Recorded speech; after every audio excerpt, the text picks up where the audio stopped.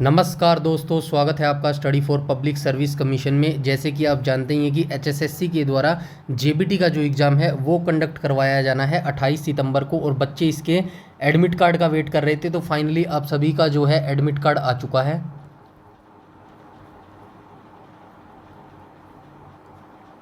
Admit card out हो गया है जेबीटी का। तो जो जो बच्चों ने ये फॉर्म भरा था वो अपना एडमिट कार्ड डाउनलोड कर सकते हैं। जो वीडियो का जिस लिंक पे है वो मैंने टेलीग्राम पर शेयर कर दिया है, उस लिंक से आप डायरेक्ट अपना जो एडमिट कार्ड है वो डाउनलोड कर सकते हैं। 2 दिन बचे हैं, आज और कल का दिन। तो 2 दिन आप सिर्फ हरियाणा जीके और सीडीपी सब्जेक्ट को ही ज़्यादा फोकस कीजिएगा, क्योंकि 40 मार्क्स यहीं से जो है आपका एग्ज़ाम पेपर आने वाला है। तो चलिए आज के वीडियो सेशन की हम शुरुआत कर लेते हैं बिना किसी टाइम वेस्ट के। तो चलिए आज हम जो है 13वां भाग यहाँ पे हरियाणा जीके का डिस्कस करने वाले हैं। इससे पहले 12 भाग आ चुके हैं, तो एग्जाम से पहले इन सारे वीडियोज़ को एक बार जरूर देख लेना। डेफिनेटली जो है आपका एग्जाम पेपर में बहुत ज़्यादा हेल्प होने वाली है। तो चलिए क्वेश्चन नंबर फर्स्ट पे चलते हैं। क्वेश्चन नंबर फर्स्ट में कहा गया है, भारतीय संविधान में किस संशोधन ने शिक्षा के अधिकार को एक मौलिक अधिकार बना दिया? तो भारतीय संविधान के किस संशोधन ने जो है शिक्षा के अधिकार को एक मौलिक अधिकार बना दिया था? तो 86वां, 101वां, 81वां या फिर 95वां? तो कौन सा हो जाएगा? क्वेश्चन नंबर फर्स्ट का राइट ऑप्शन हो जाएगा ऑप्शन नंबर ए, यानी कि 86वां संविधान संशोधन में जो है संविधान संशोधन 86वें ने शिक्षा के अधिकार को एक मौलिक अधिकार बना दिया था। और ये जो 86वां संविधान संशोधन था,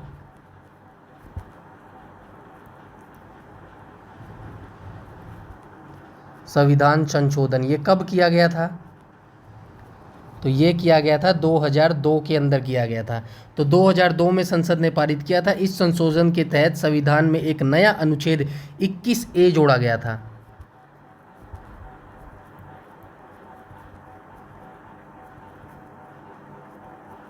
तो 21A इसके अंतर्गत 21A जोड़ा गया था, जिसके तहत 6 से 14 साल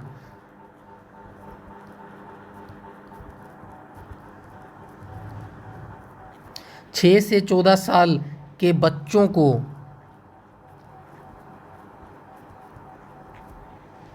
शिक्षा का अधिकार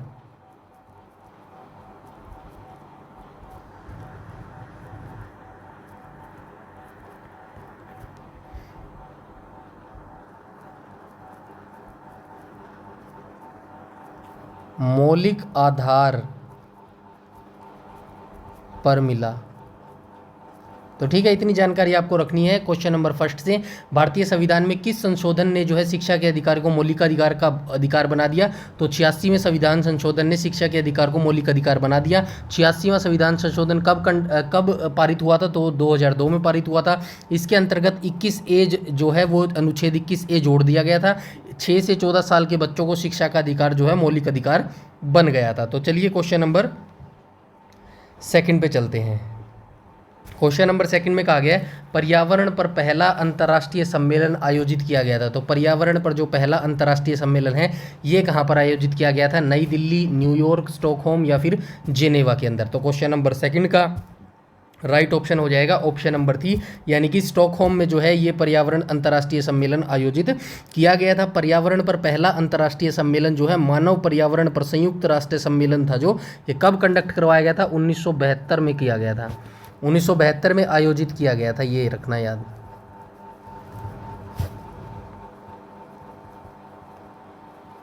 उन्नीस में आयोजित किया गया था। कहाँ पे किया गया था? स्वीडन के स्टॉकहोम।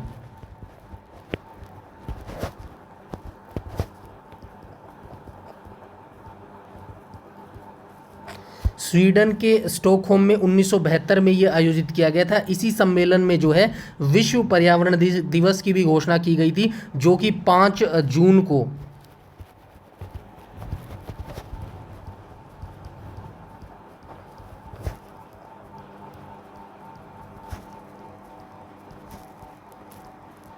तो विश्व पर्यावरण दिवस भी हम कब मनाते हैं? तो 5 जून को मनाते हैं। और इसी 1972 के स्वीडन के स्टॉकहोम में ही विश्व पर्यावरण दिवस 5 जून मनाने की जो है सहमति प्रकट की गई थी। नेक्स्ट क्वेश्चन पे आ जाएंगे, क्वेश्चन नंबर 3 पर। क्वेश्चन नंबर 3 में कहा गया है, हरियाणा का राजकीय पक्षी कौन सा है? तो हरियाणा का राजकीय पक्षी कौन सा हो जाएगा? मोर, हंस, काला तितर या फिर उल्लू? राइट ऑप्शन हो जाएगा ऑप्शन नंबर सी, यानी कि काला तितर जो है हरियाणा का राजकीय पक्षी हो जाएगा। और राजकीय पशु की बात करें तो काला हिरन हो जाएगा। वृक्ष की बात करें तो पीपल हो जाएगा। फूल की बात करें तो कमल हो जाएगा। ठीक है, ये चीज़ भी आपको याद रखना है। 1 नवंबर 1966 को हरियाणा का जन्म हुआ था 17वें राज्य के रूप में। जनसंख्या के आधार पर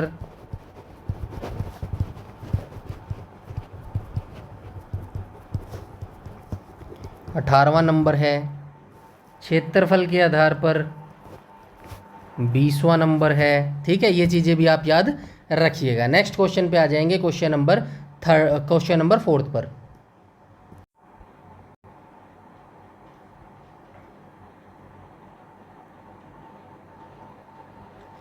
क्वेश्चन नंबर 4 में बोला गया है हरियाणा के किस नगर को बावड़ियों और तालाबों के नगर के जो है नाम से जाना जाता है। तो हरियाणा के किस नगर को बावड़ियों और तालाबों के नगर के नाम से जाना जाता है? यमुनानगर, कैथल, नारनौल या फिर सोहना, गुरुग्राम। राइट ऑप्शन हो जाएगा ऑप्शन नंबर सी, यानी कि नारनौल जो कि महेंद्रगढ़ के अंदर पड़ता है, इसको ही बावड़ियों और तालाबों के जो है नगर के नाम से जाना जाता है। तो महेंद्रगढ़ जिले का गठन कब हुआ था?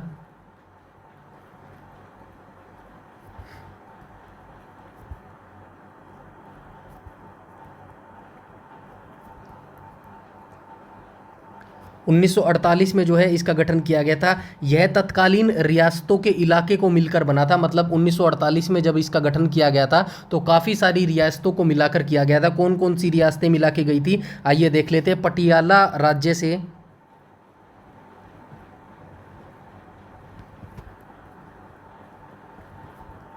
तो पटियाला राज्य से जो है नारनौल और महेंद्रगढ़ तहसील थी।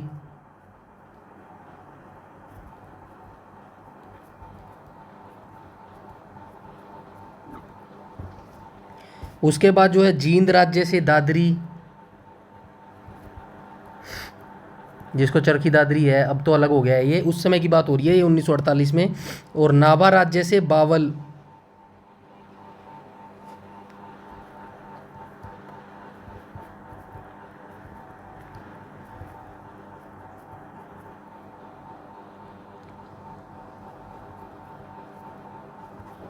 तो ये सारी उस समय जो रियासतें थी इनको मिलाकर ये गठन किया गया था। महेंद्रगढ़ के बारे में कुछ और फैक्ट्स मैं यहाँ पे आपको बता देता हूँ।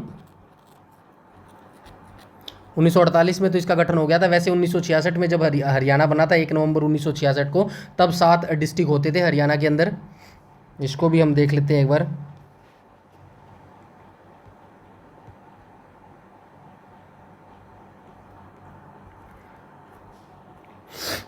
1 नवंबर को 1966 को 7 जिले थे। कौन कौन से जिले थे? गुरुग्राम, महेंद्रगढ़, हिसार, रोहतक, करनाल,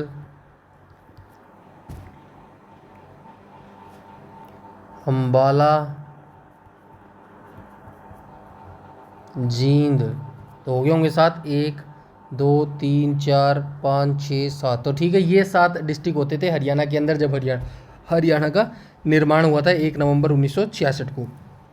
आगे चलते हैं। वैसे तो महेंद्रगढ़ की काफ़ी सारी चीज़ें हैं, जैसे कि यहाँ पे इब्राहिम सूरी खान की कब्र है, शेख मीना की दरगाह है, शेख विलायत का मकबरा है, मुकुंद दास का मकबरा है, पाबिया मस्जिद है, तखत वाली बाड़ी है, शाह कुली खान का मकबरा है, हरगोपाल झील है, शाहकुती जत खान महमद खान है, पाटियात खान की मस्जिद है, राय मुकुंद दास हटस जैसे कई धार्मिक स्थल हैं। तो ये काफ़ी सारी चीज़ें हैं, यहाँ पे बताना सारा संभव नहीं है। फिर कभी जब डिटेल से हम थ्योरी सेक्शन शुरू करेंगे धीरे धीरे से, वहाँ पे हम डिटेल से इसके बारे में पढ़ेंगे। नेक्स्ट आ जाएंगे क्वेश्चन नंबर 5 पर। क्वेश्चन नंबर 5 में बोला गया है किस हरियाणवी ने विश्व के आयरन मैन का खिताब जीता था? तो किसने जीता था? सचिन कादयान, विनोद दायल, राहुल टूरण या फिर नरेश कुंवर सिंह ने। राइट ऑप्शन हो जाएगा ऑप्शन नंबर सी, यानी कि राहुल टूरण के द्वारा जो है ये हरियाणा से बिलोंग करते हैं। हरियाणा के कहाँ से बिलोंग करते हैं? कैथल से बिलोंग करते हैं। तो हरियाणा के कैथल से बिलोंग करते हैं और इन्होंने विश्व के आयरन मैन का जो है वो खिताब जीता था। ये हो जाएंगे राहुल टूरन जी। नेक्स्ट क्वेश्चन पे आ जाएंगे, क्वेश्चन नंबर 6 पर। क्वेश्चन नंबर 6 में बोला गया है, क्वेश्चन नंबर 6 में फिरोज शाह तुगलक ने हरियाणा में किस शहर की स्थापना की? तो फिरोज शाह तुगलक के द्वारा किसकी स्थापना की गई थी? टोहाना, हिसार, भिवानी या फिर गुरुग्राम। राइट ऑप्शन हो जाएगा option number B. Option number B यानी कि हिसार। 1354 में इसकी स्थापना की थी। किसने की थी? फिरोज शाह तुगलक ने की थी।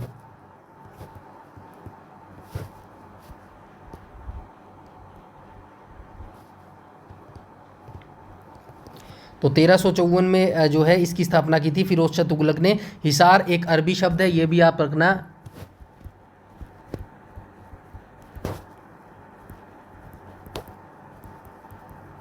हिसार एक अरबी शब्द है जिसका मतलब होता है किला।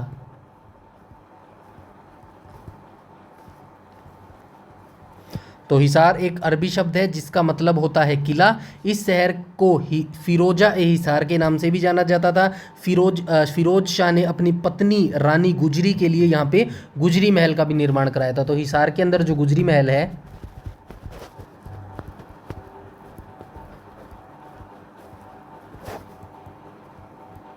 इसका निर्माण भी करवाया था फिरोज तुगलक ने। तो इसकी रानी होती थी जिसका नाम होता था गुजरी, उसी के नाम पर इसका जो है नाम रखा था गुजरी महल। तो इतनी जानकारी आपको होनी चाहिए। नेक्स्ट क्वेश्चन पे आ जाएंगे, क्वेश्चन नंबर 7 पर। क्वेश्चन नंबर 7 में कहा गया है हरियाणा के किस जिले की सीमा अन्य राज्य से नहीं लगती? तो हरियाणा का कौन सा जिला है जिसकी सीमा किसी भी राज्य से नहीं लगती? जींद, रोहतक और झज्जर। राइट ऑप्शन हो जाएगा ऑप्शन नंबर सेकंड, यानी कि केवल सेकंड हो जाएगा। कौन सा है इसके अंदर? ए ऑप्शन करेक्ट हो जाएगा। केवल सेकंड जो है इसका राइट ऑप्शन हो जाएगा। तो रोहतक जिला जो है चारों तरफ से हरियाणा के 5 जिलों ने इसको घेरा हुआ है। मतलब जो हरियाणा के 5 जिले हैं इन्होंने रोहतक को चारों तरफ से घेर रखा है।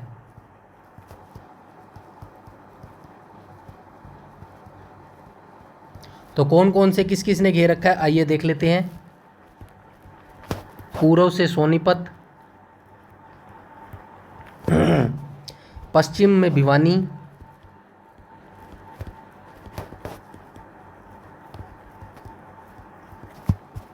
दक्षिण में झज्जर,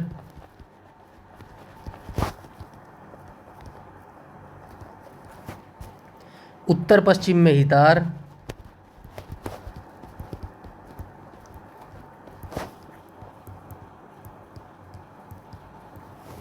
और दक्षिण पश्चिम में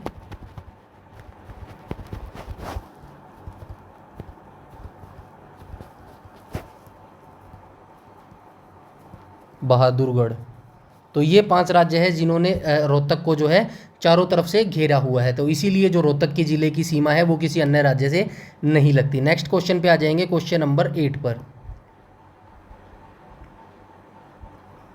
क्वेश्चन नंबर 8 में कहा गया है निम्न में से हरियाणा के किस स्थान पर महाभारत का युद्ध हुआ था? काफ़ी इजी क्वेश्चन है। इसका डी ऑप्शन कहाँ पे है? तो ये हो गया कुरुक्षेत्र में जो है महाभारत का युद्ध लड़ा गया था। तो ये कब लड़ा गया था? 900 ईसा पूर्व जो है ये युद्ध लड़ा गया था।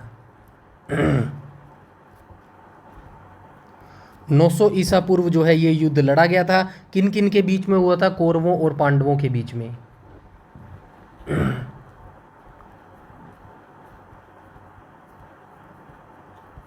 कौरवों और पांडवों के बीच में ये युद्ध लड़ा गया था। 18 दिन ये युद्ध चला था। विजय कौन हुए थे? पांडव हुए थे। तो विजय हुए थे पांडव। और भगवान कृष्ण ने अर्जुन के सारथी बने थे। ये तो आप सभी को पता होगा, ये लिखने की जरूरत नहीं है। भगवान श्री कृष्ण जो थे वो अर्जुन के सारथी बने थे। और संत वेद व्यास, ये लिख लेना, संत वेद व्यास ने सरस्वती नदी के तट पर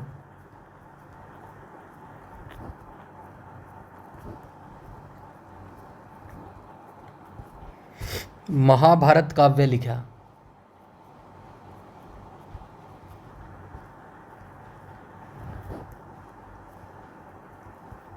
तो ठीक है, इतनी जानकारी आपको याद रखनी है।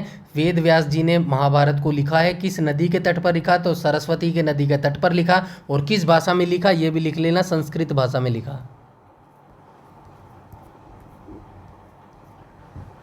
ठीक है, संस्कृत भाषा में ये लिखा गया है। नेक्स्ट क्वेश्चन पे आ जाएंगे, क्वेश्चन नंबर 9 पर। 9 में कहा गया है निम्न में से भारतीय संविधान का कौन सा पार्ट अनुच्छेद 343 से 351 में राजभाषाओं से निपटता है। यानी कि कहने का मतलब है भारतीय संविधान के किस पार्ट यानी कि भाग के अंदर अनुच्छेद 343 से 351 के बीच में राजभाषाओं का जो है सब कुछ लिखा हुआ है। तो ये हो जाएगा option number A, option number B, option number C, option number D. Right option हो जाएगा ऑप्शन नंबर ए यानी कि भाग 17। भाग 17 के अंदर जो है ये सारा कुछ हिंदी भाषा से रिलेटेड यहाँ पे लिखा गया है। क्वेश्चन नंबर 9 का राइट ऑप्शन हो जाएगा ऑप्शन नंबर ए। नेक्स्ट पे आ जाएंगे क्वेश्चन नंबर 10 पर। क्वेश्चन नंबर 10 में कहा गया राज्य लोक सेवा आयोग के सदस्यों की नियुक्ति कौन करता है। तो राज्य लोक सेवा आयोग यहाँ पे लिख देता हूँ यानी कि HPSC, Haryana public service commission हो गया ना अपना राज्य लोक सेवा आयोग। UPSC तो केंद्रीय हो गया, अभी यहाँ पे राज्य लोक सेवा की आयोग बात हो रही है। तो इसके सदस्यों की नियुक्ति कौन करता है। ये क्या हो गया यहाँ पे लिखना भूल गया क्या, ABCD। राज्य के मुख्यमंत्री, राज्यपाल, राज्य की अनुशंसा पर राष्ट्रपति या फिर राज्यपाल की अनुशंसा पर प्रधानमंत्री। क्वेश्चन नंबर 10 का राइट ऑप्शन हो जाएगा ऑप्शन नंबर बी यानी कि राज्यपाल। जो राज्यपाल है वो राज्य लोक सेवा आयोग सदस्यों की जो है वो नियुक्ति करता है। राज्यपाल, सबसे पहले आप ये याद रखना राज्यपाल बनने के लिए जो है न्यूनतम आयु कितनी होनी चाहिए, वो होनी चाहिए 35 वर्ष। तो राज्यपाल बनने के लिए जो एज लिमिट है वो याद रखना 35 वर्ष तक की आयु जो है वो होनी चाहिए। उसके बाद हरियाणा लोक सेवा आयोग की स्थापना कब हुई थी।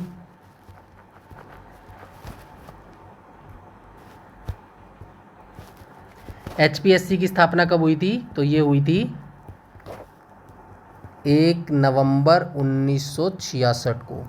ठीक है, 1 नवंबर 1966 को HPSC यानी कि हरियाणा लोक सेवा आयोग की स्थापना हुई थी। पहले अध्यक्ष कौन थे,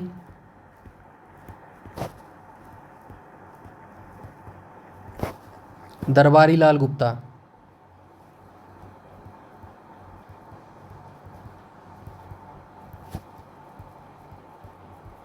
वर्तमान कौन है,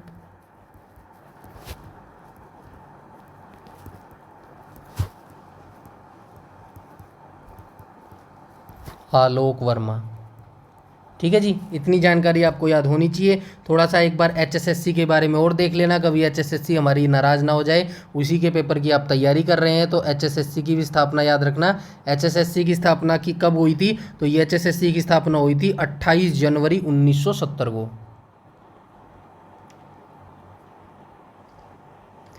1970 को, ठीक है 1970। इसके वर्तमान में अध्यक्ष कौन है ये आप कमेंट सेक्शन में बताइएगा मेरे को। नेक्स्ट पे आ जाएंगे क्वेश्चन नंबर 11।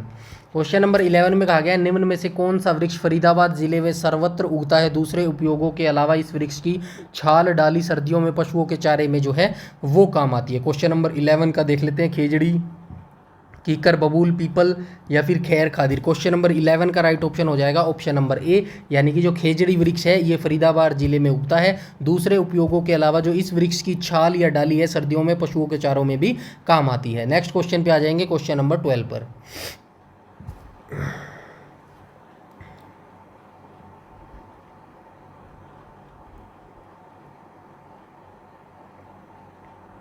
क्वेश्चन नंबर 12 में कहा गया गोवंश संरक्षण एवं संवर्धन अधिनियम का उद्देश्य क्या है। तो गोवंश संरक्षण संवर्धन अधिनियम का उद्देश्य क्या हो जाएगा, देसी मवेशियों का संरक्षण और विकास करना, अलाभकर गायों को मारना और विनाश करना, आहत, आवारा एवं बीमार गायों को रखना तथा देखभाल करना, या फिर इनमें से कोई नहीं। क्वेश्चन नंबर 12 का राइट ऑप्शन हो जाएगा ऑप्शन नंबर सी यानी कि जो आहत गायें हैं, आवारा एवं बीमार गायें हैं, उनकी रख रखाव करना या फिर देखभाल करना, यही गोवंश संरक्षण एवं संवर्धन अधिनियम का उद्देश्य है। तो गोवंश संरक्षण और गौ संवर्धन विधेयक जो है ये दो कब आया था हरियाणा में, तो 2015 में आया था ये। ठीक है, 2015 में आया था, 16 मार्च 2015 को जो ये पारित हुआ। तो यहाँ पे डेट भी लिख लेना, वैसे डेट ज़्यादा जरूरी नहीं है, 16 मार्च 2015 को इसको पारित किया गया था। यह कानून राज्य में केवल गायों के वध पर बल्कि गोमांस की बिक्री पर भी प्रतिबंध लगाता है। हरियाणा में गोवंश संरक्षण कानून के तहत गो हत्या पर 3 से 10 वर्ष तक के कठोर कारावास की सजा है। तो इसके अंदर सजा भी है 3 से 10 साल की। तो 3 से 10 साल की इसके अंदर सज़ा भी है, और इसके साथ ही इसके ऊपर जुर्माना भी लगाया जा सकता है 30,000 से लेके 1 लाख तक।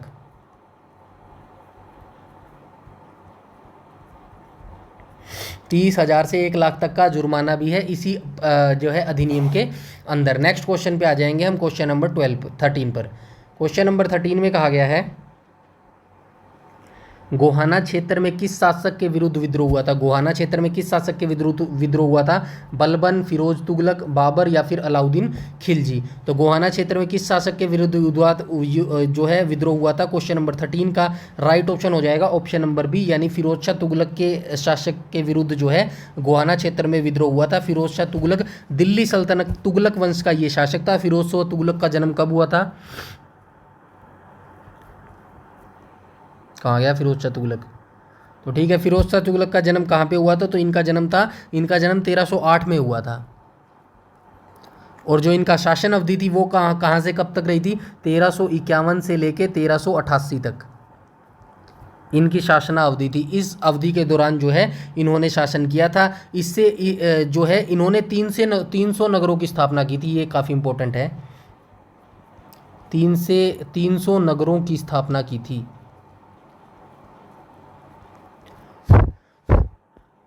तो 300 नगरों की फिरोज शाह तुगलक के द्वारा जो है नगरों की स्थापना की थी, जिनमें मेन कौन से थे मैं मेन बता देता हूँ। एक तो हिसार था, हिसार के बाद जो था, हिसार के बाद फिरोज़ाबाद था, फिरोज़ाबाद के बाद फतेहाबाद था। फतेहाबाद की स्थापना 1351 में की थी।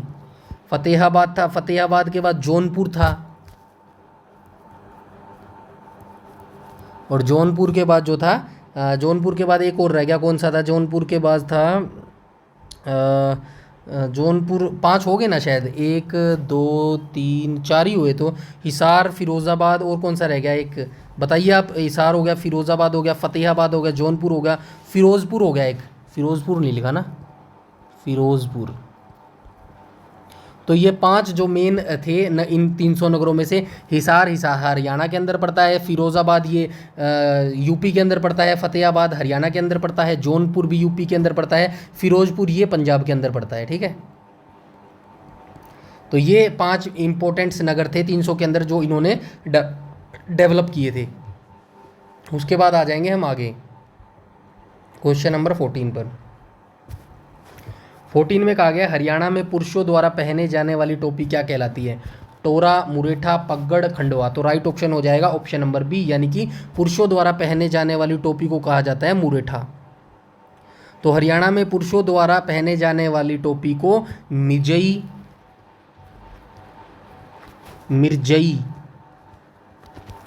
कामरी, मुरेठा या दोहर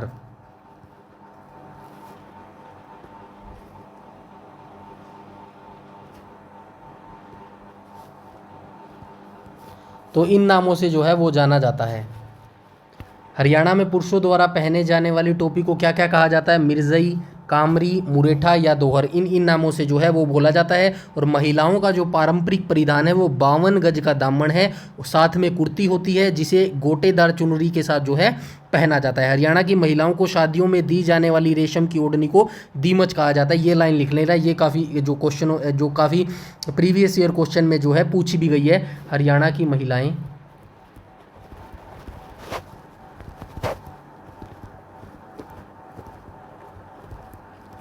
हरियाणा की महिलाओं को शादियों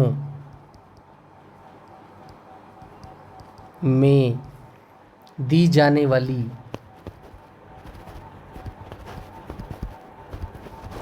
रेशम की ओढ़नी को क्या कहा जाता है? दीमच कहा जाता है। दीमच या डीमच जो भी लिखे आप, तो ये डीमच या दीमच कहा जाता है। उसके बाद आ जाएंगे हम नेक्स्ट क्वेश्चन नंबर 15 पर। क्वेश्चन नंबर 15 में कहा गया हरियाणा मुख्यमंत्री अंत्योदय परिवार उत्थान योजना लागू की गई थी। तो हरियाणा मुख्यमंत्री अंत्योदय परिवार उत्थान योजना जो है ये लागू क्यों की गई थी? फायदा भुगतान का स्थानांतरण प्रदान करने हेतु, नए बाग रोपण में अमरूद, नींबू, आंवला के सब्सिडी प्रदान करने हेतु, परिवार पहचान पत्र, आंकड़ा या फैमिली आईडी द्वारा परिवारों की पहचान हेतु, या फिर इनमें से कोई नहीं। क्वेश्चन नंबर 15 का राइट ऑप्शन हो जाएगा ऑप्शन नंबर सी, यानी कि परिवार पहचान पत्र, आंकड़ा या फैमिली आईडी द्वारा परिवारों की पहचान के लिए जो है हरियाणा मुख्यमंत्री अंत्योदय परिवार उत्थान योजना जो है लागू की गई थी। नेक्स्ट क्वेश्चन पे आ जाएंगे हम, क्वेश्चन नंबर 16 पर।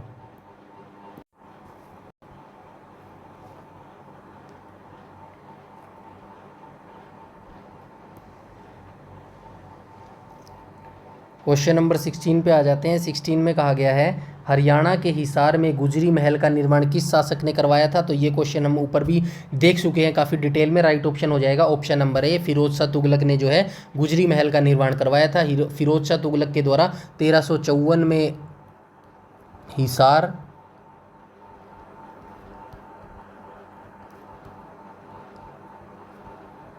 फतेहाबाद का निर्माण करवाया था। 1354 में हिसार, 1351 में फतेहाबाद का निर्माण करवाया था।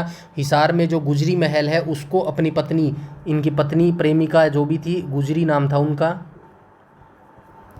इसकी याद में जो है गुजरी महल का नाम करवाया था। गुजरी महल जो है फिरोज शाह तुगलक ने ही बनवाया था। नेक्स्ट क्वेश्चन पे आ जाएंगे हम, क्वेश्चन नंबर 17 पर। क्वेश्चन नंबर 17 में कहा गया हरियाणा के मैदानी भागों में अधिकांशतः किस प्रकार की मिट्टी पाई जाती है।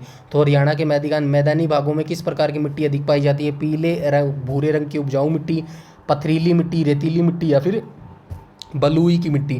क्वेश्चन नंबर 17 का राइट ऑप्शन हो जाएगा ऑप्शन नंबर डी। तो ये बलुई की मिट्टी जो है अधिकतर पाई जाती है हरियाणा के अंदर।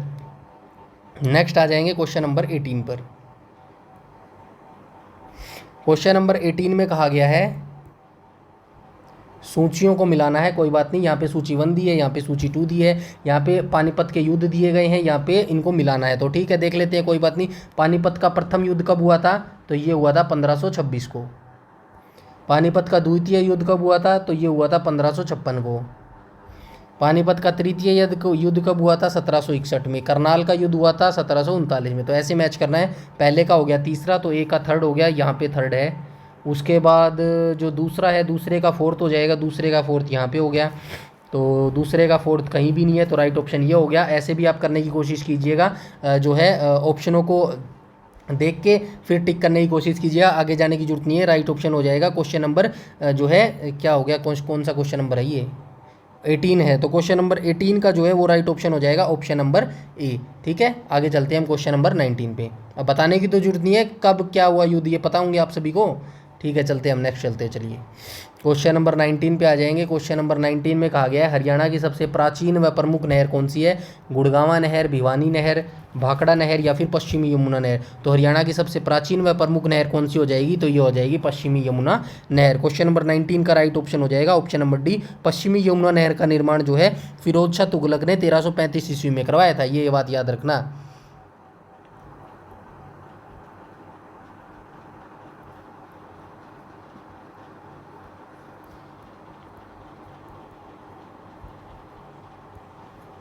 फिरोज तुगलक ने 1335 में जो है ईस्वी में इस पश्चिमी यमुना नहर का निर्माण कराया था। यह यमुना नदी से निकाली गई है। हालांकि गाद जमने की वजह से 1750 ईस्वी में जो इसका बहना है वो बंद हो गया था। इसके बाद ब्रिटिश सरकार ने 1817 में कैप्टन G.R. ब्लेन के नेतृत्व में 3 साल का इसका जीर्णोद्धार करवाया था। पश्चिमी यमुना नहर से जुड़ी कुछ खास बातें हैं जो कि हम आगे कभी डिस्कस करेंगे, अदरवाइज वीडियो काफ़ी लंबा हो जाएगा। ठीक है, हम आगे चलते हैं। क्वेश्चन नंबर 20 को देख लेते हैं। तो क्वेश्चन नंबर 20 में क्या कहा गया है, आइए देख लेते हैं। क्वेश्चन नंबर 20 में कहा गया है 10 राजाओं का युद्ध किस नदी के तट पर लड़ा गया था, जिसे 10 राग युद्ध भी बोला जाता है।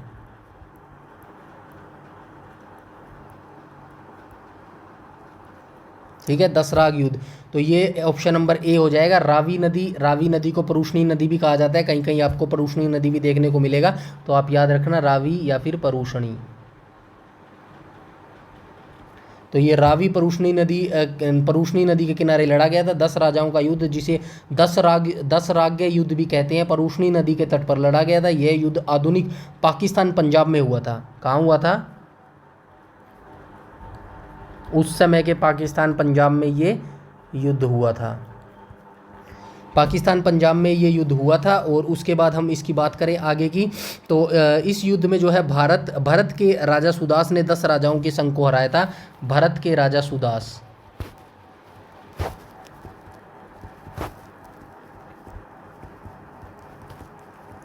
10 राजाओं के संघ को हराया था।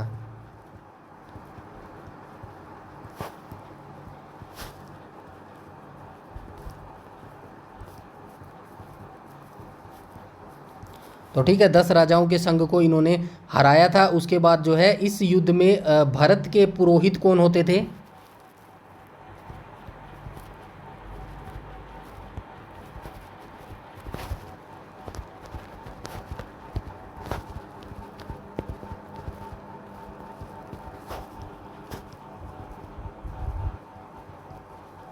वशिष्ठ होते थे। तो ठीक है, इनके पुरोहित कौन होते थे? तो ये वशिष्ठ होते थे। इस युद्ध का उल्लेख ऋग्वेद के 7वें मंडल में मिलता है।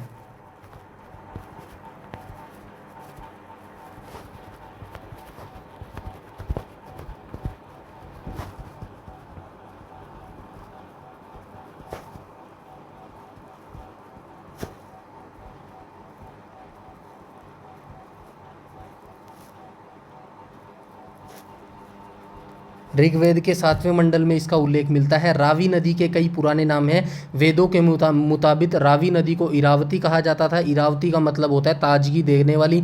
ऋग्वेद में रावी नदी को परुष्णी नदी कहा जाता था। परुष्णी का मतलब होता है तेज बहने वाली नदी। उसके बाद इतनी जानकारी आपको याद रखनी है। तो यहाँ पे मैंने कुछ जानकारी बताई है आपको परुष्णी नदी के बारे में और जो राजा भरत थे उनके बारे में।